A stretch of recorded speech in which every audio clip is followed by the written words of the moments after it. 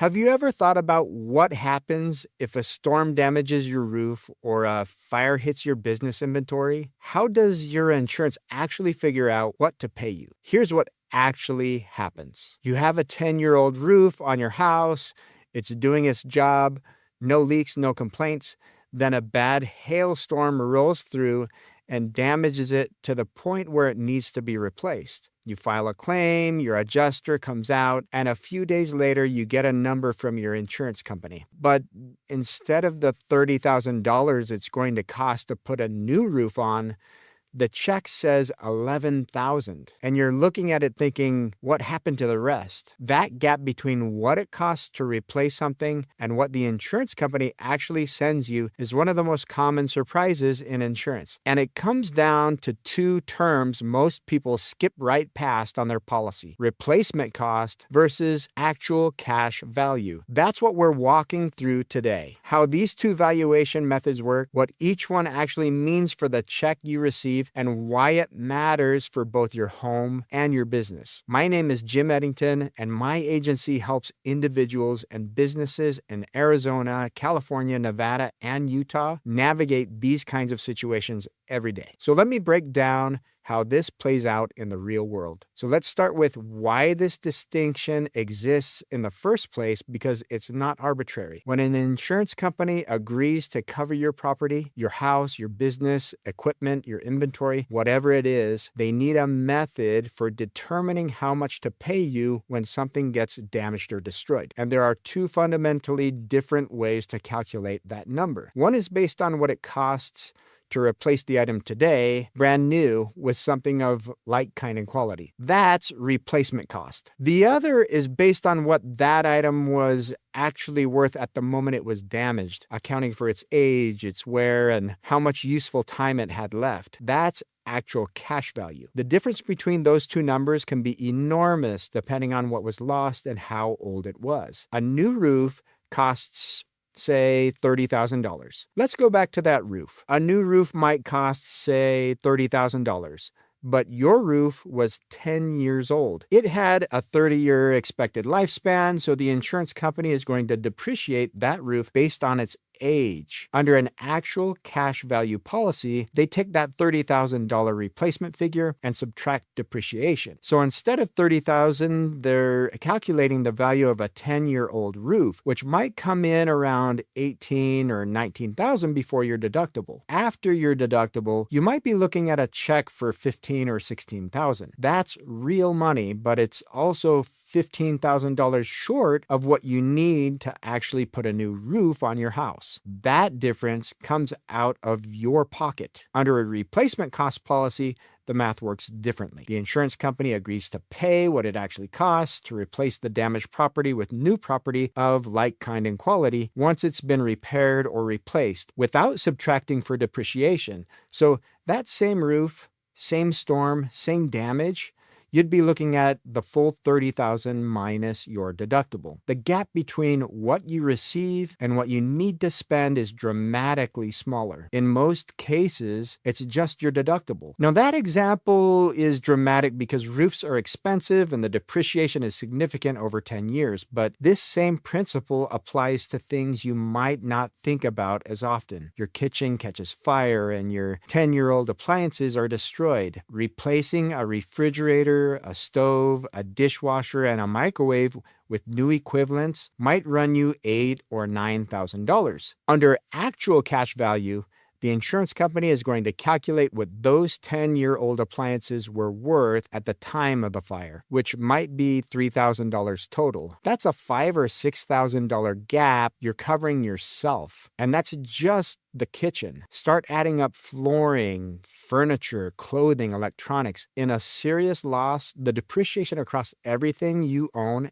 adds up fast. And this is where it really matters for homeowners. Most people don't realize which valuation method they have until they file a claim. You bought your homeowner's policy. You saw the premium. You maybe compared it to one or two other quotes, and you went with one that made sense at the time. But if the reason one quote was cheaper is because it was written on an actual cash value basis instead of replacement cost, that savings on premium is going to feel very small when you're standing in front of a damaged house, trying to figure out how to cover the difference. Let me shift to the business side because the same concept applies, but the stakes and the complexity look different. If you own a restaurant and your commercial oven breaks down due to a covered event, an electrical fire, for example, replacing that oven might cost $25,000. It's a specialized piece of equipment, but that oven was 8 years old. Under actual cash value, the insurance company calculates what an 8-year-old commercial oven is worth, which might be $8,000 or $9,000. Unless the policy specifically provides replacement cost coverage for that equipment, you're now $25,000 into buying a new oven and you receive $9,000. That's $16,000 you have to come up with, and your restaurant can't operate without it. For a small business, that kind of gap can be the difference between reopening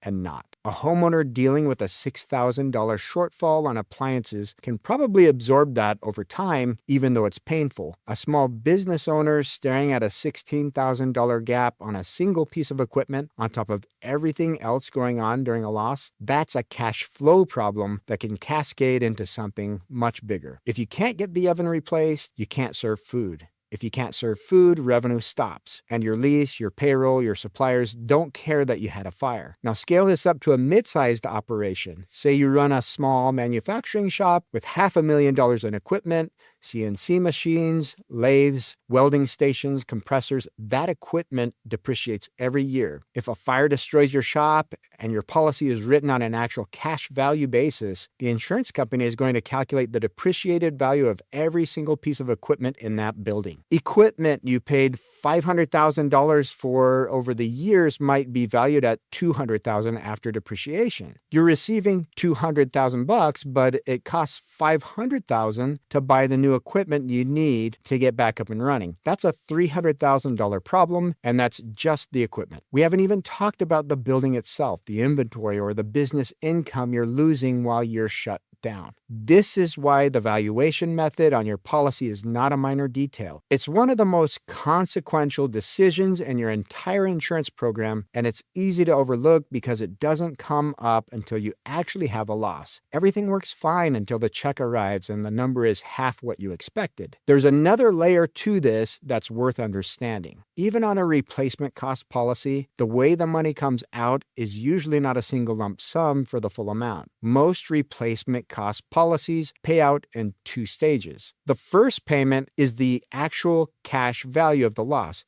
the depreciated amount. Then once you've actually replaced the item or completed the repairs, you submit the receipts and the insurance company sends you the second payment to cover the difference up to the full replacement cost. This is called recoverable depreciation, and it matters because it means you might need to come up with some money up front to complete the replacement before you get fully reimbursed. For most homeowners, this is manageable. You replace your roof, you send in the invoice, and the insurance company sends the remaining balance. But for a business owner who needs to replace $100,000 in equipment, that upfront cash flow requirement can be significant. You might receive $60,000 on the initial payment, need to spend $100,000 to replace everything, and then wait for the remaining $40,000 after you've submitted your documentation. Knowing this ahead of time matters because it affects how you plan your recovery. Some policies also have time limits on when you can claim that recoverable depreciation. If you don't complete the replacement within a certain window, often 6 months to a year, sometimes longer depending on the policy, you may lose the right to collect the remaining amount. So you could have a replacement cost policy, suffer a major loss, and still end up with only the actual cash value payout if you don't complete the repairs or replacements within the required time frame. This is the kind of detail that doesn't show up in a conversation about premiums but has real dollar consequences when you're in the middle of a claim. So what should you actually be looking at when it comes down to your own policies? The first is simply knowing what you have. Pull up your homeowner's policy or your commercial property policy and look at how your building and your contents are valued. Is it replacement cost or actual cash value? If you're not sure, that's a conversation worth having with your agent because the answer directly determines how much money you'll receive when something goes wrong. The second thing is understanding the trade-off. Replacement cost policies cost more in premium. That's the reality. You're paying for a higher level of protection.